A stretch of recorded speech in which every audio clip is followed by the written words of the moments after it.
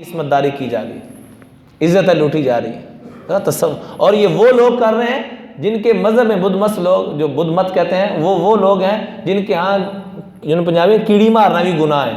وہ اس حد تک نرم مزاج، وہ اتنے سخت ہو چکے، کہیں میرے آپ کے اوپر یہ باری نہ آ جائے۔ اللہ کا واسطہ ہے ہم آپس میں ایک ہو جائیں، نہ ہم گھروں میں ایک ہیں، نہ سیاست میں ایک ہیں، نہ دین میں ایک ہیں، نہ بازار میں ایک ہیں۔ فیکٹری کا جو نظام، تجارت کا نظام، اوتھے بھی چنجا لڑن دیاں نے، مسجدوں میں آ جائیں، ممبر رسول سے بھی یہی بیماری، اور جو رحمت للعالمین کا ممبر کی نسبت ملی وہاں سے بھی یہی بیماری، اور سیاست میں دیکھ لیں جو عمراء جن کے متعلق فرمایا کہ عمراء جو ہوتے ہیں ان کا اکرام کرنا، جو عدل کرنے والا ہے ایسے جیسے اللہ کا اکرام، وہ وہاں بھی سیاستیں چمک رہی ہیں۔ اپنی سیٹ چمکانے کے چکروں میں ہزاروں لاکھوں لوگوں کو قتل کروایا جا رہا ہے، بے گناہوں کو اندر ڈالا جا رہا ہے۔ کل کیا پیش کریں گے اللہ کی بارگاہ؟ تو آئیے ربیع الاول کا یہ پیغام ہمیں ملتا ہے کہ ہم اپنی زندگیوں میں بھی کو بہار لائیں۔ اللہ ہم سب کو آقا علیہ السلام کے صدقے سے وہ بہار نصیب فرمائے۔ وآخر دعوانا الحمدللہ رب العالمین۔